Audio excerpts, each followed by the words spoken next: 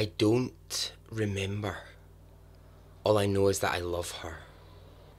She's a good wife.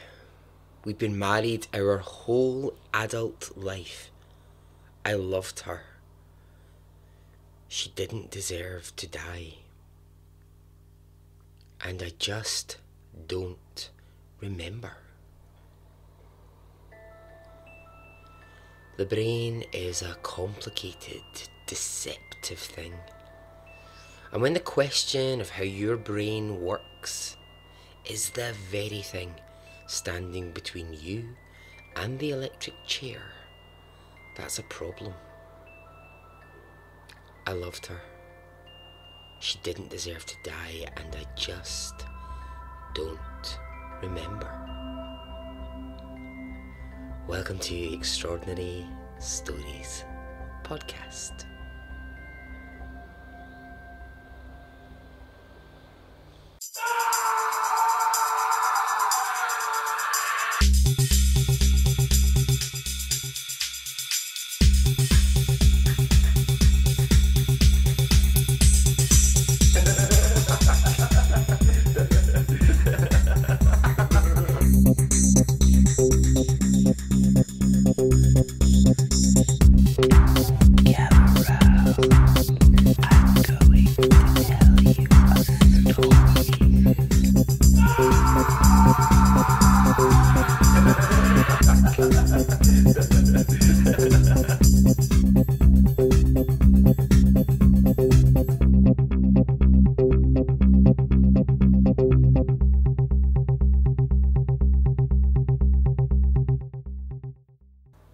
Hey, how are you?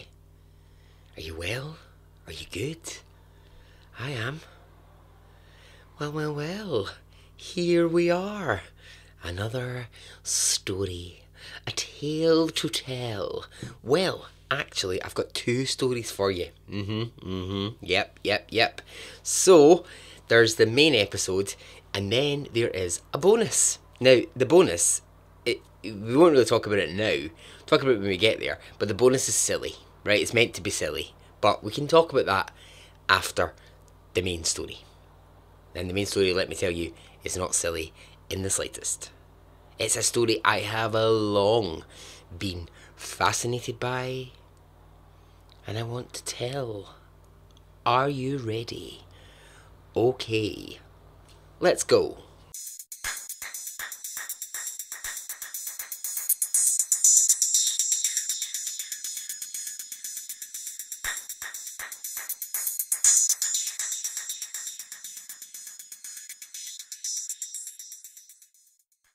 Imagine you are in your house, and your house is in a lovely part of Phoenix, Arizona.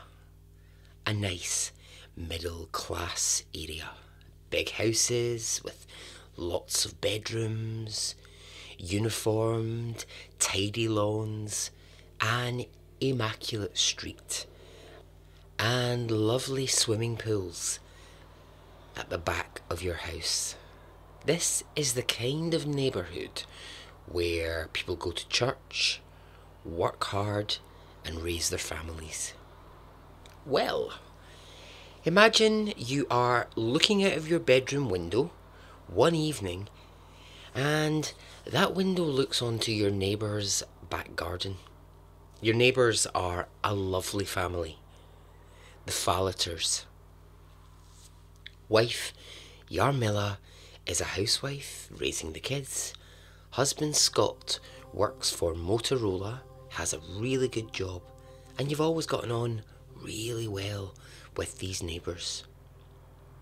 Now, you hear a noise coming from your neighbours Scott and Yarmila's home, and not wanting to be a nosy neighbour, you try to look without being obvious. But deciding that you can't see enough from the window, you go out of your house into the back garden and you look over the wall to get a better view. Imagine that as you look over your fence, you see your neighbour Yarmila lying next to the pool moaning. She's on the edge of the water and seems to be in pain. Is she drunk? Is she hurt in some way? Then you see your neighbour Scott, her husband, roll her body towards the pool and push her in. Then he seems to be holding her head under the water. What would you do? Well, hopefully you'd think of me first and be like, I must take some photos or a video and let Baz know this is happening. And then call the police.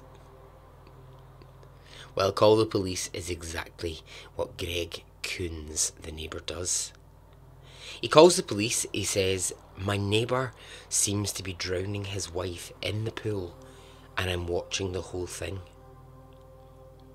Quickly, police arrive at the home and they run towards the pool in the back garden. Jarmila is floating face down in the middle of the pool and the water has turned a pink colour. So police immediately, they get her out of the pool, and as they do, as they pull her body out, the pool water goes from pink to dark red. They put Jarmila on her back beside the pool, and for the first time they see that she has been stabbed repeatedly. In fact, Jarmila has been stabbed 44 times. Now, for police, right, they've got two things going on here, because they need to deal with the body of Jarmila, but they also need to catch the man who they think did this, her husband, Scott. So as police are out in the back garden, they look up to Scott and Jarmila's bedroom window, and they see the shadow of Scott moving near the window. Immediately, police run upstairs to apprehend him. They burst into the bedroom and Scott starts screaming at them, something that they are just not expecting. He starts screaming, what is going on? Why the hell are you here? What has happened? Now, this isn't the response police expect, and they're a bit confused. Scott Fallater seems to have no idea whatsoever why police have burst into his bedroom.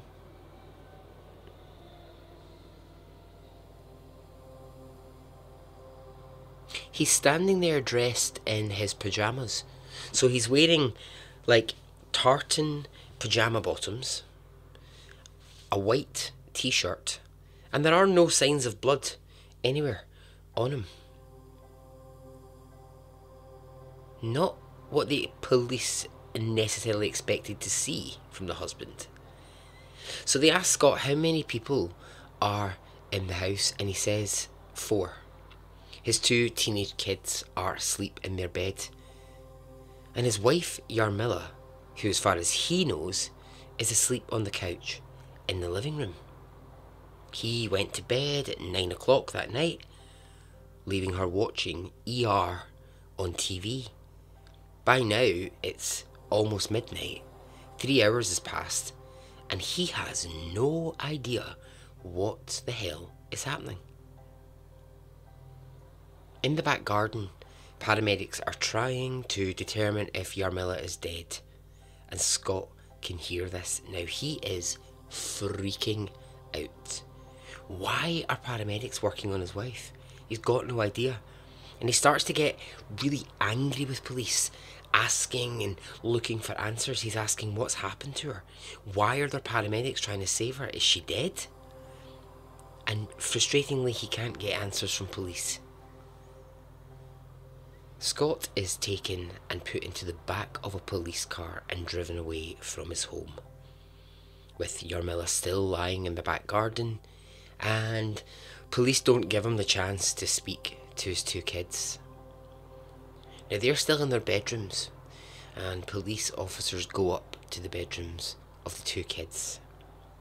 Son Michael is 12 years old, and daughter Megan is 16. This is horrendous, but police have to wake the two teenagers and tell them that something has happened. And this is what they go with. This is the story that they go with. They say, your mum and dad have had an argument and it's turned nasty. Both kids are totally confused. They tell police they've never seen their parents argue, not once. Their mum and dad have a very loving marriage and adore each other, so to them, this makes no sense. And why are police here if it's just been an argument? And what do police mean when they say it's turned nasty? The police officer has to tell the kids that their mum has been hurt and she's not doing too well at all. The kids want more information. They want to see their dad, but the police say no. So both kids are put into a police car just to remove them from the house, get them out of the way. And just before they go, that same police officer has the awful job of telling the kids that their mother is dead. Yarmila has been pronounced dead in the back garden. Paramedics have done everything that they can, but between the 44 stab wounds and being drowned in the pool, she's dead. Horrendous. Absolutely horrendous. So, at the police station, Scott Fallator is taken into a room where he's going to be interviewed. And so, just to kind of paint you a picture so you can really visualise this, he's still wearing his tartan pyjama bottoms at this point, his white t-shirt, he's got no shoes, and he just looks utterly bewildered, not a clue what's happening. Now, as he's being led into the room where he's going to be interrogated, he has been brought through the homicide department. So before the detective even asks him a question, he says, I'm assuming Yarma, that's what he calls her, he doesn't call her Yarmila. He says, I'm assuming Yarma is dead. And the detective says, yes, she is. Scott at this point curls up like a child. He goes into like an almost fetal position. He puts his head against the wall and he's just utterly in shock. He's just unable to comprehend this information. What makes the interrogation of Scott Bizarro McBizarreface is that Scott just keeps saying, I don't know how this happened. And then he says to the detective, and you obviously think I did it. And the detective says, no, I know you did it. Your neighbour watched you kill her. And Scott is saying, I honestly have no idea what you're talking about. All I know is that I love her. She's a good wife. We've been married our whole adult life. I loved her. She didn't deserve to die, and I just don't remember. There's a really interesting moment in the exchange between the detective and Scott, where Scott turns to him and he asks this as a real genuine question. He turns to the detective and he says, what should I do? And the detective's kind of thrown by the question because he's like, what? He Scott is saying, like, genuinely, you're telling me I murdered my wife. You're saying that someone witnessed me do it. But I'm asking you, what is it I should actually do in this moment? The detective will say it was very awkward when he asked. Yeah, mate, awkward indeed. Now, I would have imagined, right, maybe I'm wrong, but I would have imagined Scott would be sitting there covered in blood. When I first sort of heard about this story, and I and knew that he was taken from the house to the police station, I just assumed, he was going to be head to toe in blood. But he's not, like I said. Clean pyjamas. The only signs that he in any way might be connected to Yarma's death is a small cut on his hand, and he has a plaster or a band-aid for you Americans. And there's some dried blood just under his ear, but it's like just a little drop of dried blood. And when the detective asks him, Scott does not remember putting this plaster on his hand, and he has no way to explain the blood behind his ear. At this point, with the detective mentioning blood, Scott's still not been told how Jarmilla has been killed. So he's going to ask yet another awkward question.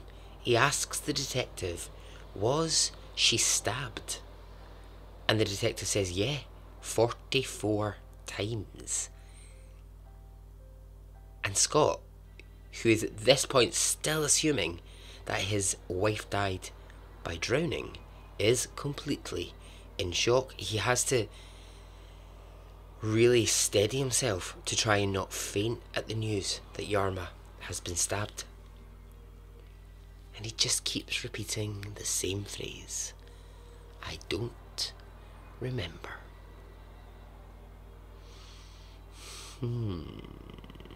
Scott is arrested for first-degree murder, and if he's found guilty, he faces the death penalty.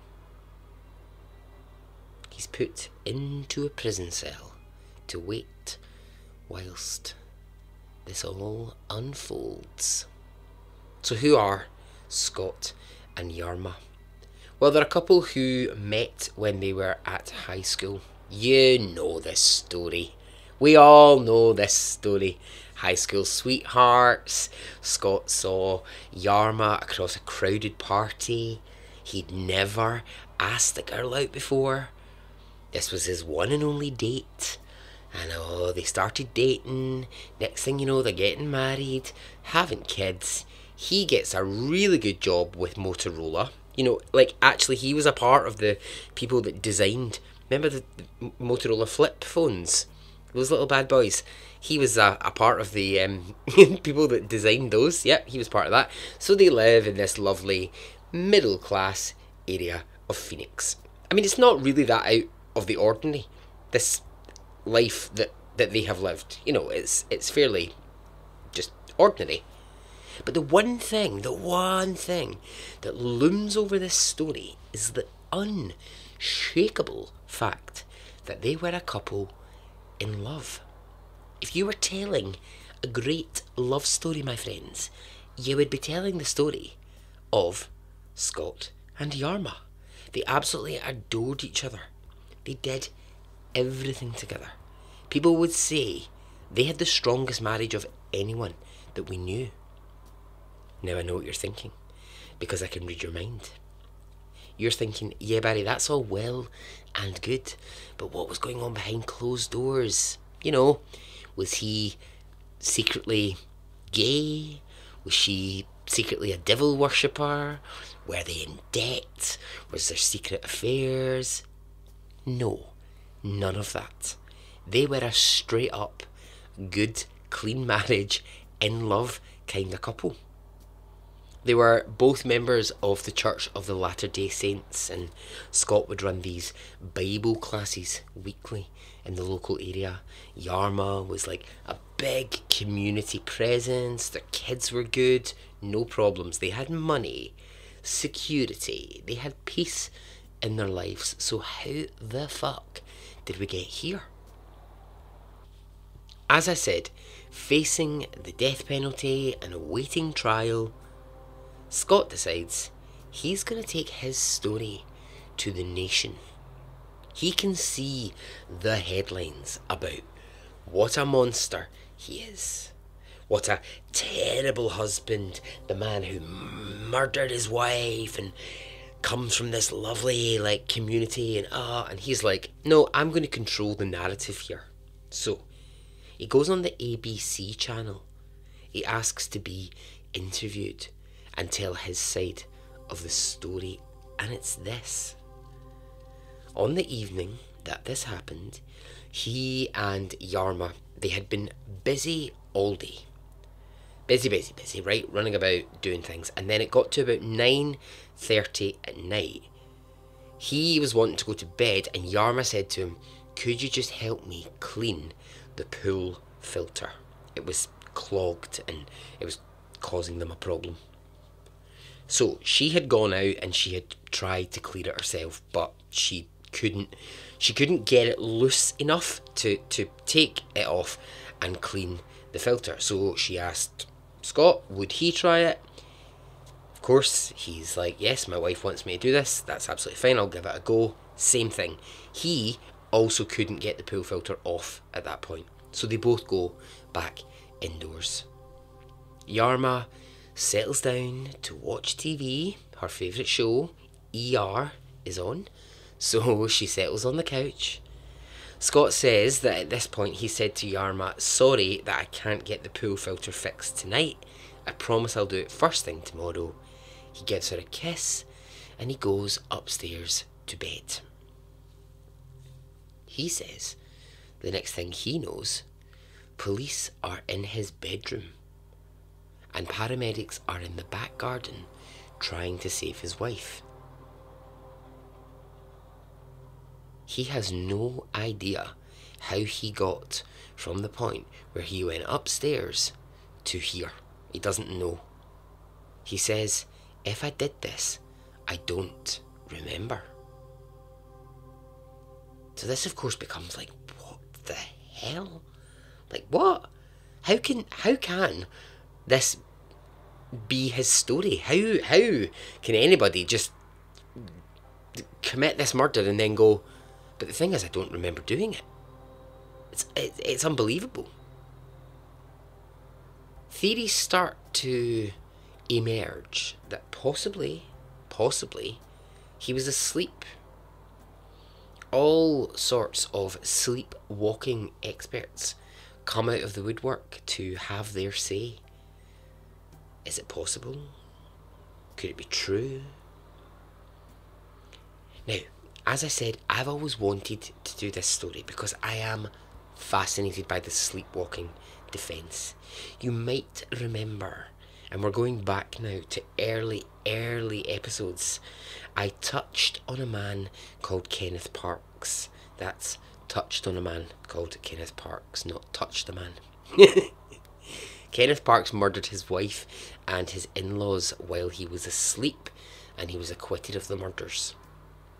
So this story of Kenneth Parks, it kind of hangs in the background of Scott's case. And of course the question is this just another man trying to use the defence of I was asleep? Now the science tells us, sound like I'm doing a TED talk, the science tells us that yes, people do weird things when they sleepwalk. The brain goes into a state where you can perform tasks completely asleep, which would normally require you to be awake. But here's what we also know. It's usually tasks which you have already performed or you do regularly. That's why people, when they sleepwalk, often make food. That's why they often go to the kitchen and can be found trying to whip up a meal, because it's sort of like a motor function. Like you do it often enough that you can do it while you're asleep. You know that phrase, oh, I could do it in my sleep. Well, that's exactly what I'm talking about. It's the kind of thing you do all the time, so your brain doesn't need to be awake to actually do it. And like if you asked, I don't know, let me think. Right, if you said to an accountant, can you take a quick look at this spreadsheet with like monthly income and outgoings, they'd probably say, I could do that in my sleep, because they could, because they do it all the time. I'm trying to think of me, what could mine be? Oh, well, actually, do you know what? Like, setting up to record a podcast. See, in the early days, it used to take me hours to get my equipment set up. Now it takes me seconds. And I could do it I could probably do it in my sleep. But therein lies the problem. Because it's things that you do often, this is where we have a real problem with Scott's idea of being asleep, because he's not doing that every day, I hope. I mean, I'm sure he's not going around every day stabbing people 44 times and drowning them in a pool. And if he is, then he's a serial killer and he needs to talk to someone about that. So we go into the trial with Scott saying, I was asleep, and yes, I did this, but I should be found not guilty. Now, Scott is up against a pretty tough lawyer. One Mr. Juan Martinez. And if you've been around true crime stories, podcasts and documentaries, you might know Juan Martinez. In this case, he is the man trying to get the death penalty for Scott, and he is an absolute bulldog. He never has an unsuccessful case. He's famous for getting people put in prison. Now, he was part of the Jodi Arias case. Jodi Arias, you might know, brutally murdered her boyfriend. And this was a huge, sensational case at the time. And this made Juan Martinez rise to fame. I might add here that in 2021, Juan Martinez has been disbarred and is no longer allowed to appear in court because he was found to be in breach of the rules by posing for photographs and signing autographs outside of the Jodi Arias case. What an absolute baller. Imagine being like, yes, I will pose for your Instagram. I will sign my name like, who do you think you are? Fucking Madonna outside of a high profile trial. Don't think so, mate. Anyway, love it. Anyway, back to Scott, the sleepwalking killer, as he's now known.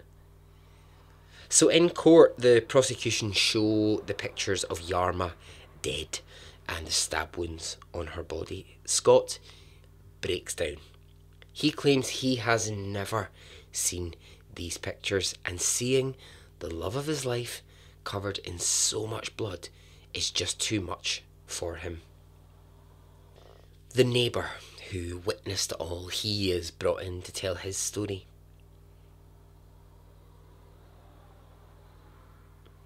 In his defence, some of the sleepwalking experts tried to sort of put this forward as an idea.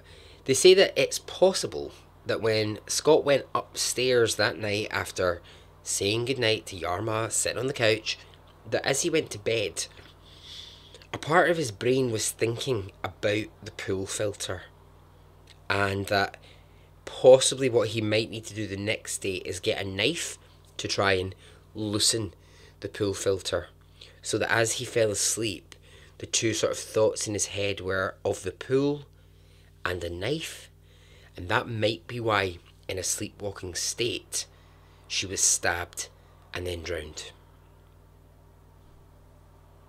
I don't know. What do you think of that? Reporters will say at the time that, quite honestly, they were at an absolute loss as to how to report on this, because what they wanted was, of course, to dig up all sorts of stories about Scott and Yarma. You know, they wanted to be able to paint these headlines that were like, behind closed doors, the marriage was awful. He did this and she did this. But they just couldn't, because it wasn't true. Here was a couple deeply in love. And so reporters had a hard time finding the scandal. The scandal really was in the courtroom. A guilty man who could be found not guilty. Scott's sleepwalking history is brought into the courtroom, and his family, that includes his sisters, his mother, and Yarma's family, will testify that he did sleepwalk. Not regularly. It wasn't like a nightly occurrence, but he did sleepwalk. And over the years of his marriage, there had been some weird episodes of sleepwalking. It had started with Scott at a young age. Being put to bed as a child, he would often appear in the kitchen a few hours later, much to his parents' surprise. They'd be like trying to draw or paint or something, even though it was like midnight, and then they would realise, oh, he's asleep. As a teenager, he would get out of bed completely naked, walk around the house, walk into the living room while his family watched TV, and he had no idea he was there because he was just asleep. How embarrassing. It was a family joke that used to laugh about his sleepwalking. The joke, unfortunately, became less funny when, at age 18, Scott was sleepwalking one night and he'd come downstairs and his sister was in the living room and he walked past her and she thought, oh, where's he going? And he looked like he was going to head out the back door of the house, so she thought, oh, he's sleepwalking, I better get in his way, try and wake him up. So she got in front of him to try and stop him, at which point he picked her up by her shoulders and threw her across the kitchen into some hard wooden cabinets and actually really hurt her. Now obviously the following morning when he's told about it, he's like, what? I don't remember any of that. I'm so sorry, I was asleep. So the court are now hearing these stories, and what's really not clear is how this is going to sit with the jury, because now there's previous evidence that he had done things asleep before. The defence are trying to say that if there is a monster killer inside of Scott, it's only brought out in his sleep. He's not doing these things consciously. In a way, it's sort of laughable as a theory, isn't it? And you know, people will say, oh, this is ridiculous. If we can use sleepwalking as a defence, surely anyone can say that about any crime. And I get that. I mean, I could, walk into a bank, rob it, shoot lots of people and be like, sorry, judge, I was asleep.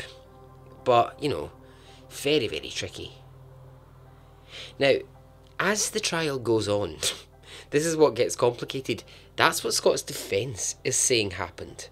What's he saying about it? Well, he thinks this, and these are his words. This is bullshit. He says, this is the worst defence I've ever heard. He says, yeah, I used to sleepwalk, but I don't believe I was asleep when I killed my wife. Okay, what? I thought he did. But no, he didn't. This man does not believe his own defence. Scott would rather linger in this I don't remember part of the story.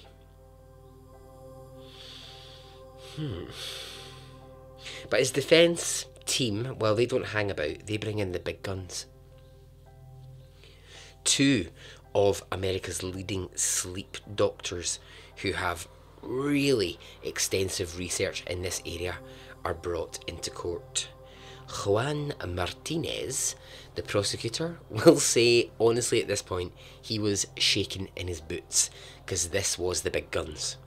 He was in trouble now because these sleep experts were bringing actual scientific sleep evidence.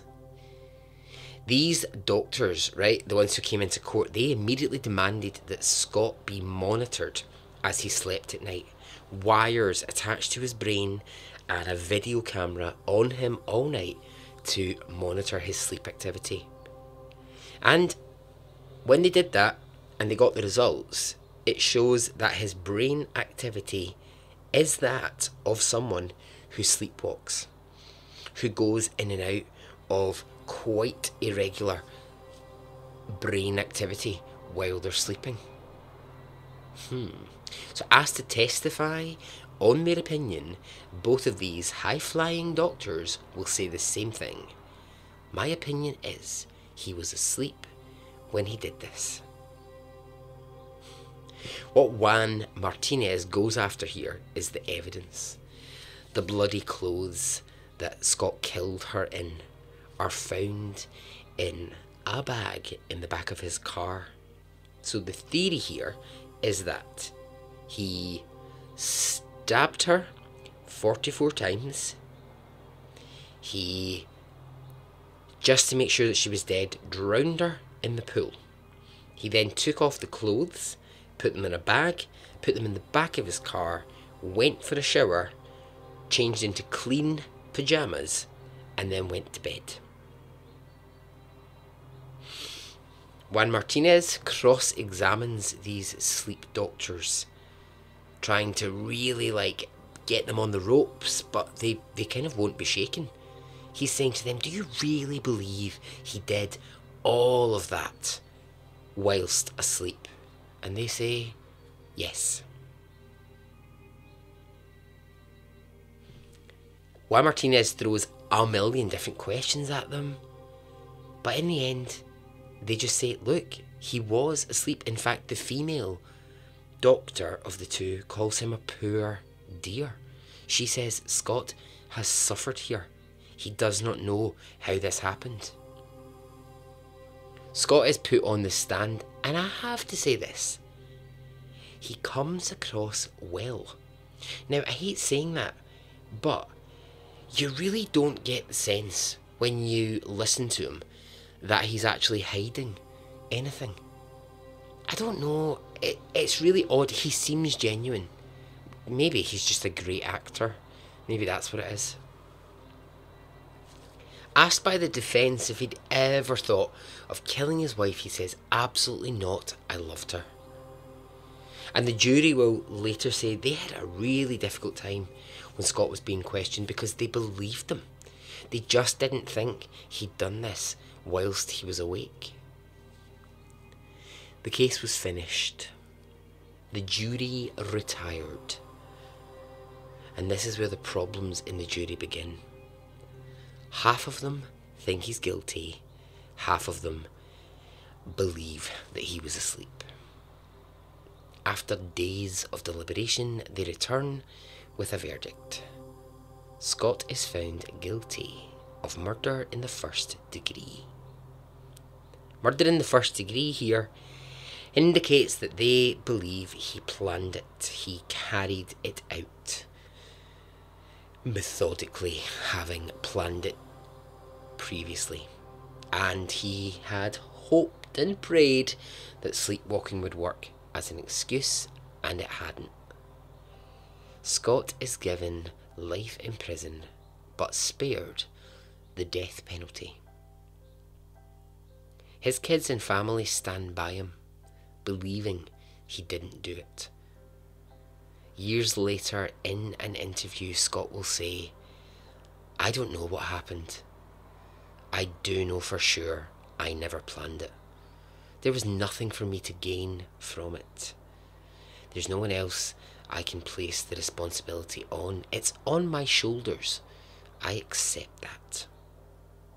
And I have to move on. Scott will never be free. And so as we draw to a close, I guess this is the question. What do you think? Was Scott asleep or awake? And so ends the story.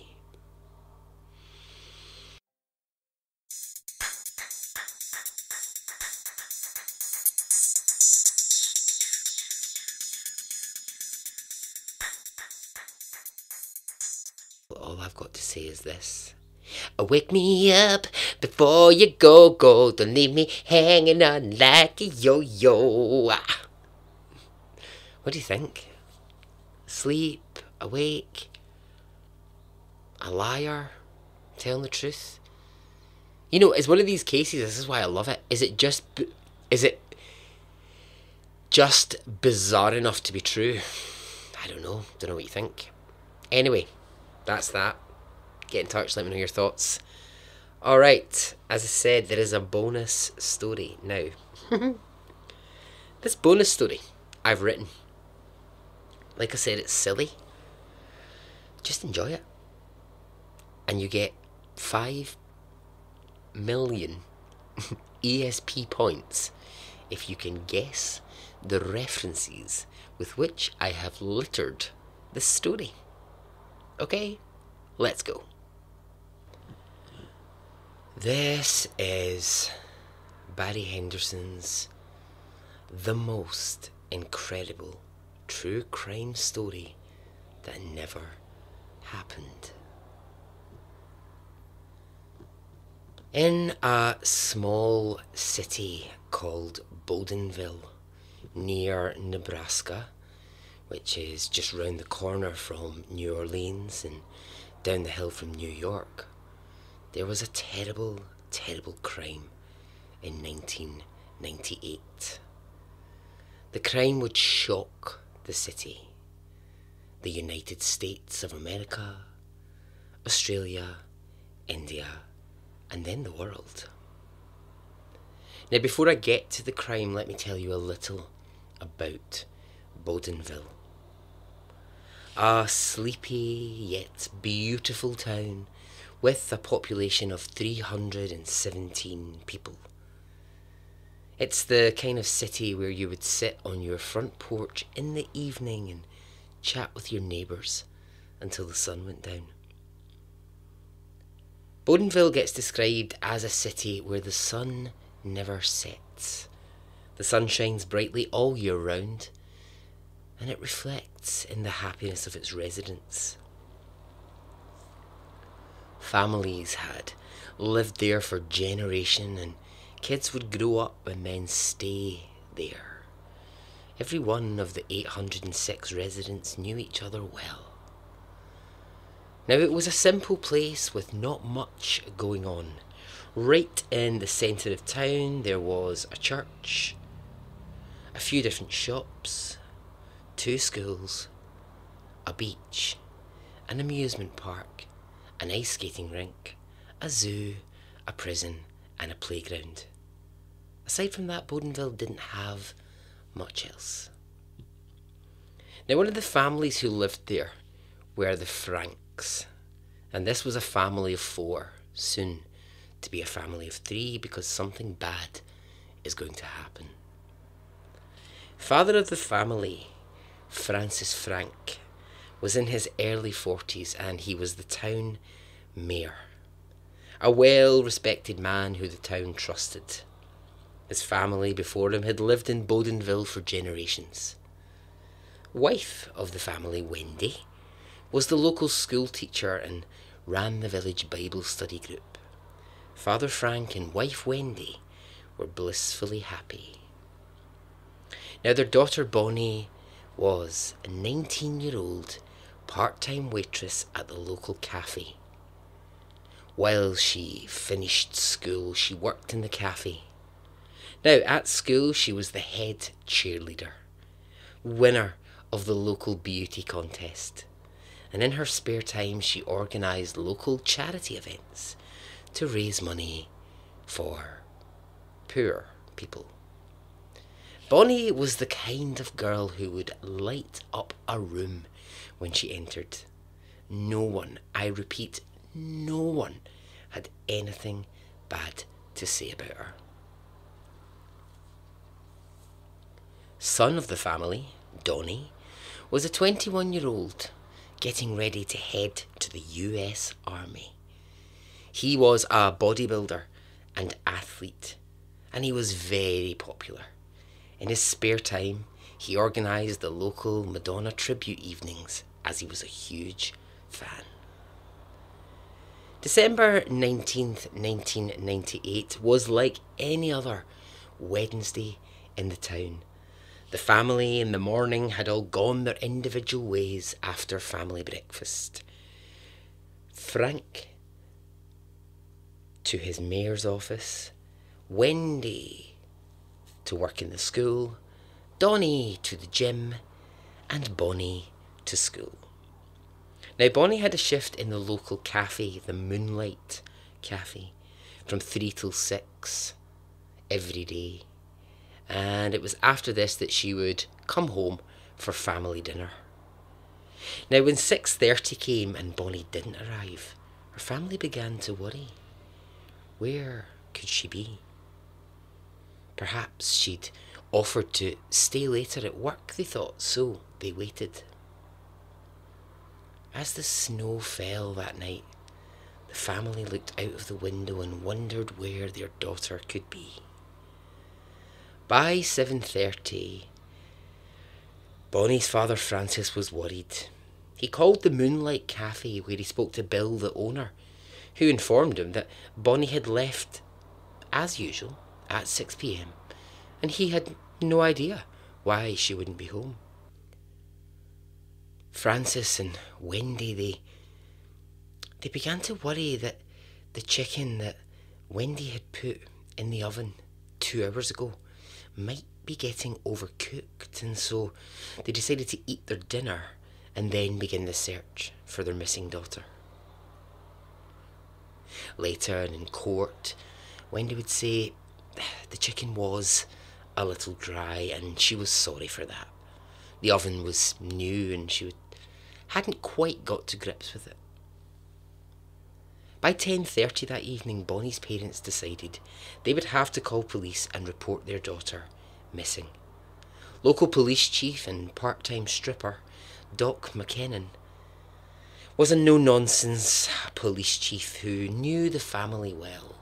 He'd recently helped Donnie with his army application form, and often the police chief would stop by to visit with the Frank family. So when Francis explained Bonnie hadn't come home, Doc McKinnon told Francis that he should just accept that his daughter was probably a teenage runaway. Wendy and Francis, they accepted this. They said thanks very much and hung up the phone. Although hours later, they rethought this. Would Bonnie run away? They didn't think so. So they called the police back. Doc McKinnon said it was tricky because, she was 21 and they'd have to wait a full 24 hours before police could do anything. Wendy said thanks and sorry for bothering them again. The following morning, Wendy called her friends, her neighbours, the local TV station, the Bowdenville News, and she updated her Facebook status to "It's complicated" with the hashtag #HelpFindBonnie. But then Donnie told her, well, Facebook isn't really that good for hashtags, and he tried explaining how Twitter works, but Wendy was too upset to listen, although she did like the sound of the trending topics, so she said she would go back to that later. And so a search for the missing 21-year-old begins. It was the largest manhunt ever seen in America. Almost 5,000 people turned up to search for Bonnie, and police had a really hard time controlling the amount of people, and the strong winds and the rain blowing in from the nearby Kansas didn't help. As the day went on, it began to look as if they wouldn't find anything, and then one of the volunteers shouted, "Quick, over here, I've found a clue." And it was at that point police thought, we might have something here. It was Bonnie's iPod Shuffle. It was lying in some grass with the headphones attached and some music playing. The battery power on iPod Shuffles really is incredible, said one of the volunteers. But there was something else. The little music device had spots of blood on it. And so as Girls Just Wanna Have Fun by Cyndi Lauper came through the headphones, it was backed up by the forensic team, who had been flown in that morning from Germany especially, and it was taken away. A clue. And so the question is this: why was it covered in blood? And why was it found in the grassy area by the railroad? Had Bonnie been getting on a train? Had someone put her on a train? And why had they not found any other clues? Had they been hidden? Police cursed the fact that it was 1993 and that DNA testing was terrible. If only, they said, Bonnie could have waited another 5 years to go missing, we would have more luck. Now, one of the people we haven't spoken about is Bonnie's boyfriend, Brock. Bonnie's boyfriend, Brock, was the same age as Bonnie, 22, and they had met at school. Brock was a 6 foot tall starting quarterback on the football team, rugged, handsome, and a part-time juggler. He was considered the most handsome man in the town, and him and Bonnie had been together for 15 years. Friends of Bonnie would say, "Oh, Brock is just the greatest guy," until he's not. Sometimes he's actually a dick. He would get possessive of Bonnie and constantly worried that someone might try to steal her. He would obsessively call her when they weren't together. And often he asked friends, who's she been around? Who is she speaking to? And most days he hung out at the Moonlight Cafe just to watch her while she worked. But apart from that, her friends say, he was a great boyfriend. The police search continued, and by now there were over 100,000 police officers looking for Bonnie, and the news outlets were covering only this one story. As her parents waited daily for any news or an update, they began to lose hope. And then a call came from police. It was the call they dreaded. Bonnie's body had been found. A local hiker had been out for his Saturday morning hike when he found something in the woods that shocked him. It was a suitcase in the middle of the woods. Odd, he thought. Why on earth would that be here? Fearing it might be suspicious, he remembered the true crime podcasts he'd listened to and the advice about interfering with something suspicious, but then decided he knew better and he approached the suitcase. Without hesitating, he opened it, and inside he found something horrific. The body of Bonnie Frank. She was naked and covered in blood. Oh dear, thought the hiker. I'd better call the police. He did. Within minutes, police arrived, and not being totally sure what to do, Doc McKinnon invited a group of townsfolk to come with him so that he wouldn't be on his own. And they gathered round the suitcase. People from the town were picking up the suitcase and commenting on the fact that it was surprisingly light. I mean, given that there was a body inside, one of them said, "Incredibly light. I might think about this for my next holiday."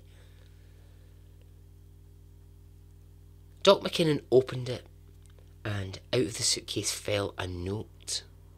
Now, deciding that it would probably be easier to pass the note one by one around the townsfolk rather than just read it out, this is what he did. The note said this: "Goodbye, my sweet Bonnie." Now, what was odd, one of the townspeople commented, is that on the note, Bonnie was spelt with a Y and not an I-E. And they'd always thought her name was spelt with an I-E. "Well," said Doc McKinnon, "that is odd." So he declared that the group should sit down and really talk about this spelling of her name.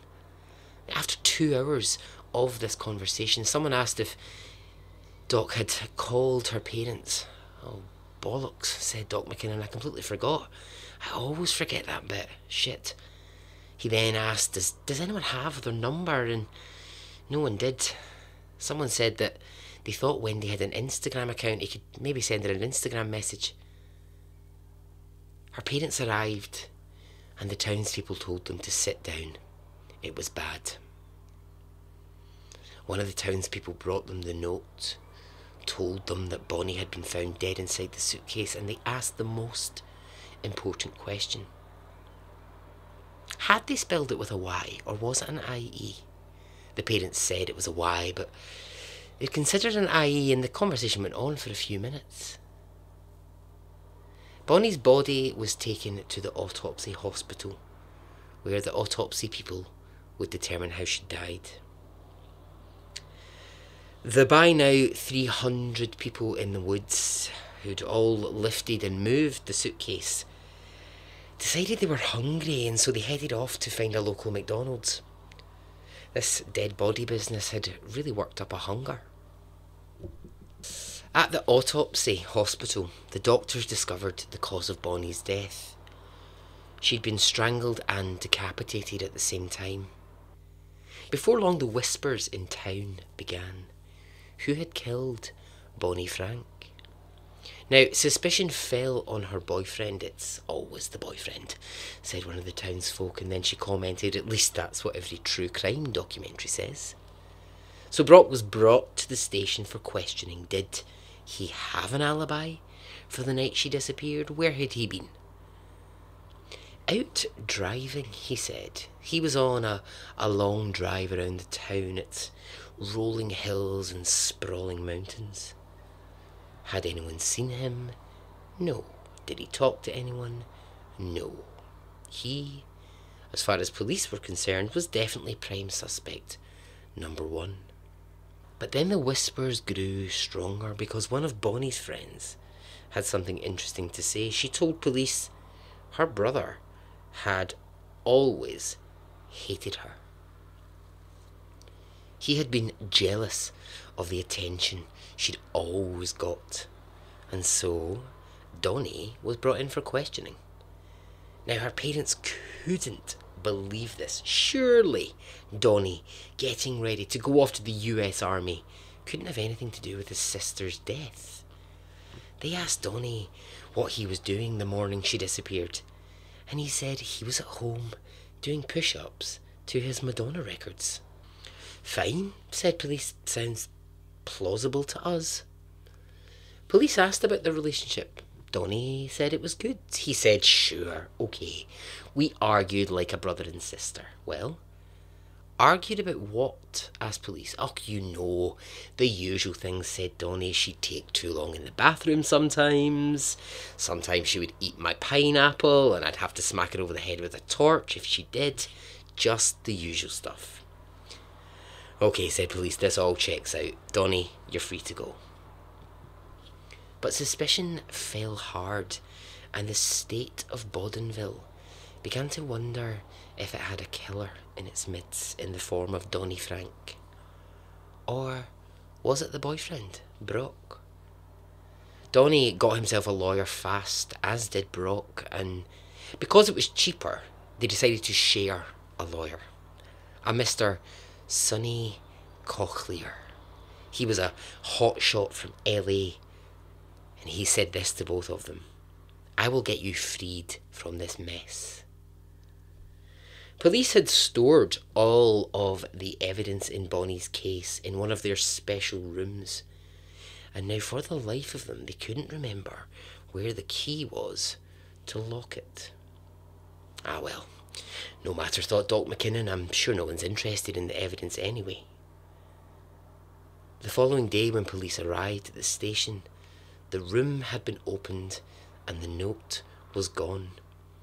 Bonnie's iPod Shuffle had been fully charged, and the evidence room had been reorganised to give it a better flow. Ah, feng shui, thought Doc McKinnon. That's lovely. I can really feel the room breathe.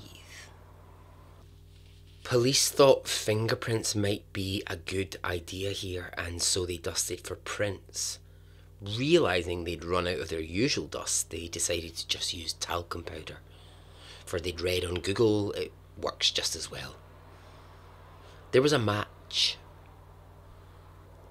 It wasn't Donnie, her brother, who'd been in the room. It wasn't Brock, her boyfriend, who'd stolen the note.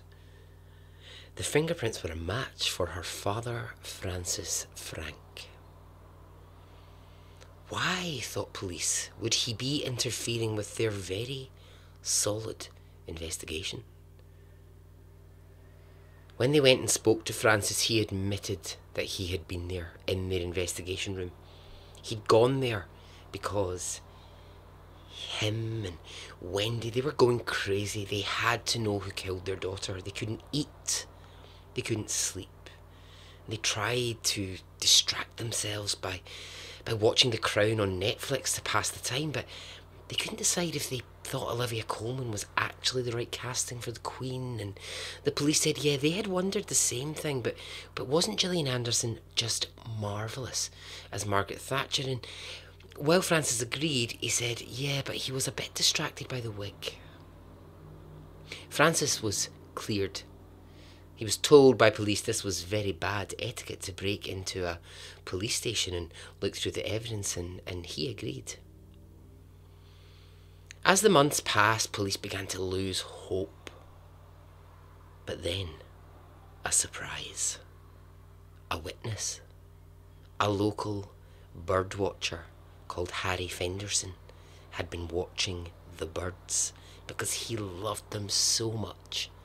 He had actually witnessed in the woods the whole thing.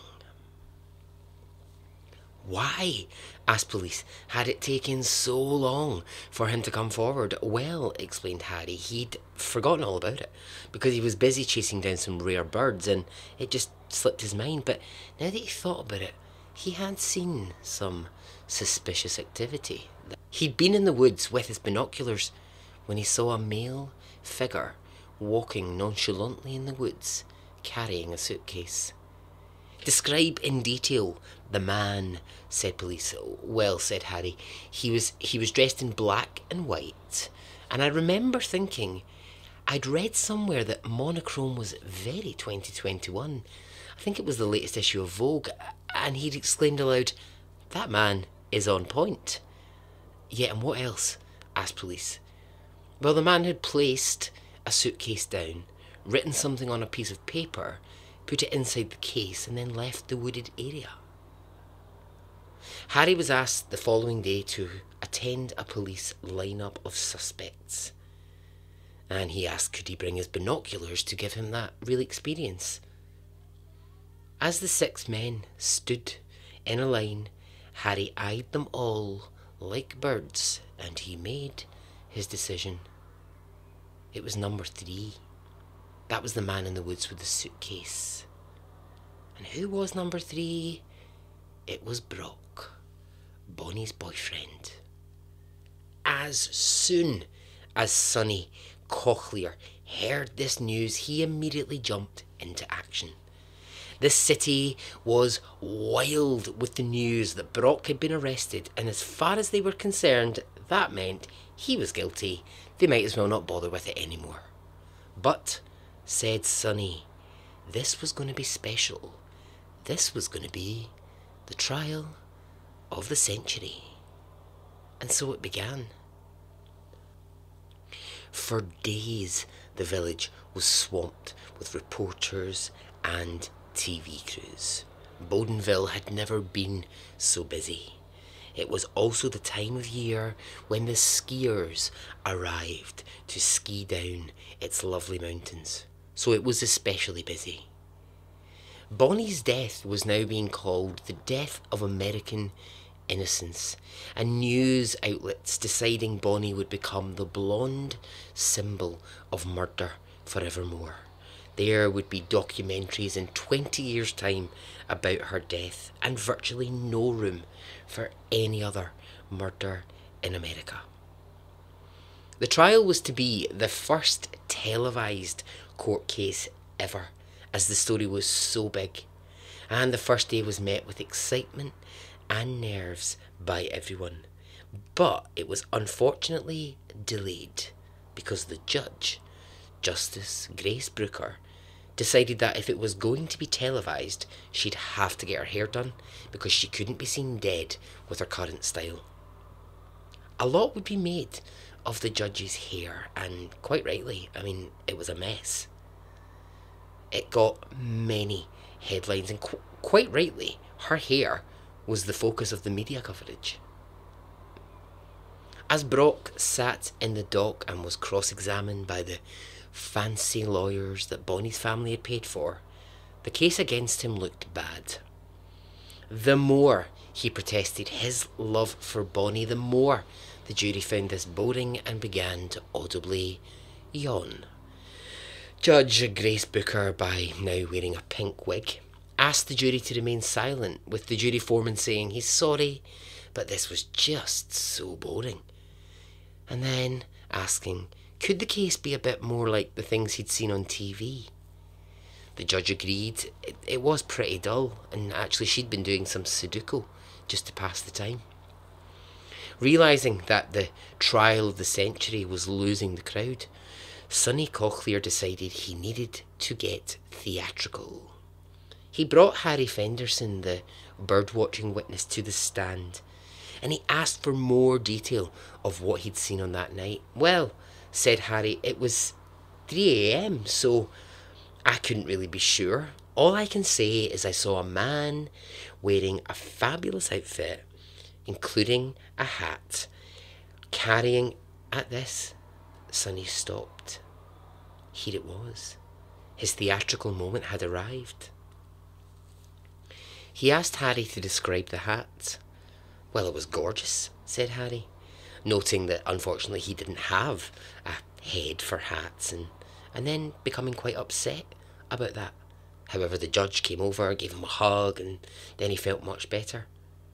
You just haven't found the right hat yet, Harry, she whispered in his ear. Sonny Cochlear knew what he had to do here. He called the local milliner and he asked for a series of hats to be brought into court. He asked the jury to think very carefully. As they watched Brock, the man charged with this crime, walk up and down the courtroom in a series of hats, Sonny declared the line which he knew would close the deal. He turned to the jury and he said these words: "If the hat doesn't match, you must..." And then he paused. He couldn't quite think of the last word. What could it be? Then he settled on this: "If the hat doesn't match, you must detach." The jury said, "It's not great, but okay, we can work with it." As Brock tried on hat after hat, the jury were silent. You could hear a pin drop in the courtroom. Francis held his breath, and when asked her opinion, Wendy, Bonnie's mother, said she wasn't exactly sure what was happening because she'd sort of zoned out for the past few hours and she'd been listening to the Bloody Murder podcast on her iPhone. She was a little behind, and could they catch her up? The judge, now wearing a bald cap because none of the hairstyles were landing, asked if there was any closing evidence. Doc McKinnon said, there might be some evidence in a drawer, but I just can't remember what drawer I put it in, so could we just skip this bit? And the judge agreed. With that, the jury rested. Ordered by the judge not to communicate with anyone as they deliberated, the jury rolled their eyes and decided to nod along, knowing they'd probably just check Twitter to see if people thought he was guilty or not. As they deliberated, the newspapers clamoured for any news that they could report.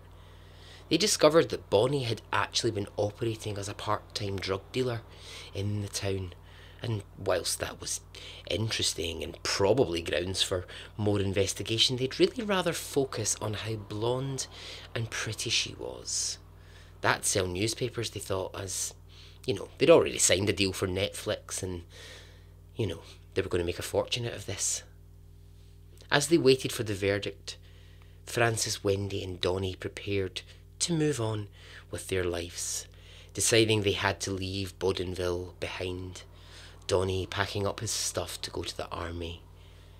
Francis and Wendy sold their house and decided they'd always fancied living in Scotland, and so they bought a house in Edinburgh. The rumours continued to swirl. Rumours that Donnie and Brock were in fact lovers. This was a planned murder by the two men.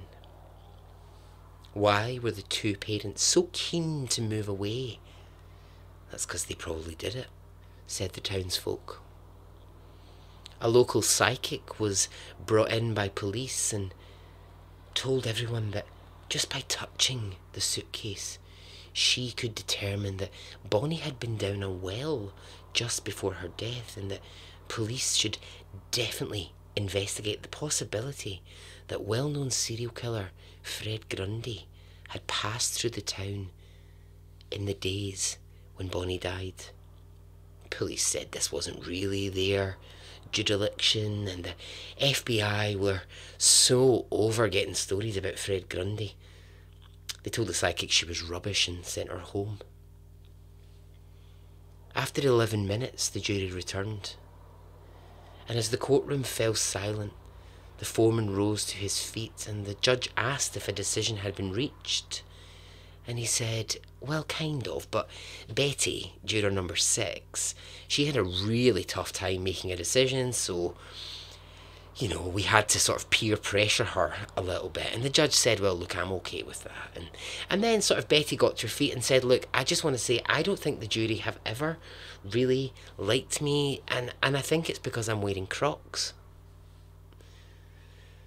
Betty sort of waved to the courtroom apologetically, turned to Brock and said, sorry mate, they kind of bullied me into it.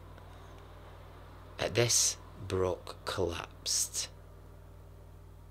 And the judge said, oh, for God's sake, we're on live TV. Can someone pick him up off the floor? Because I'd really like to bang my hammer and look powerful. So can we start this again, please? And they did. Brock was found guilty. Guilty of first, second, third, fourth, and fifth degree murder of Bonnie Frank, with an additional charge of rudeness, added by the jury because they said they just weren't feeling Brock in court and they thought he came off as a bit rude. The judge agreed. The judge handed down the sentence, death by hanging. He was to be the last man hung in the United States, and it should make for a great day out, added the judge. As the dust settled on the story and the sleepy city stroke village stroke town stroke state of Bodenville returned to normal, Brock was hung for his crimes, but it left a bad taste in people's mouth. Was the wrong man hung? Well, the 47,000 books, podcasts and documentaries about Bonnie Frank's death would question this, and so I guess we will never know. Francis and Wendy, now dressed fully in tartan, left town for good. They were asked by journalists what they thought of the hanging, and they said, yeah, it was quite good. It was quite pleasant. Asked what Brock looked like, they said, well, he had a look in his face that sort of said, let's do it. Let's get it on.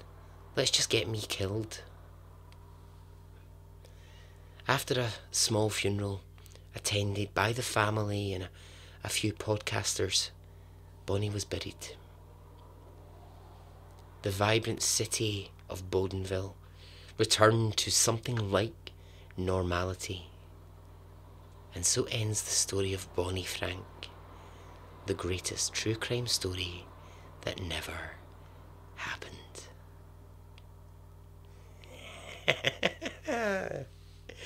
I told you it was silly. Hope you enjoyed that. Okay? Goodbye.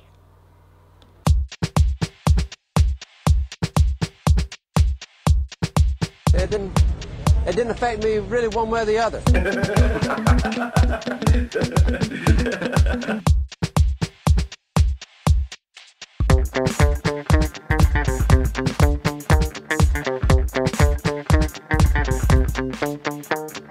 I would imagine from the look on his face, let's get it on, let's do it, let's get it over.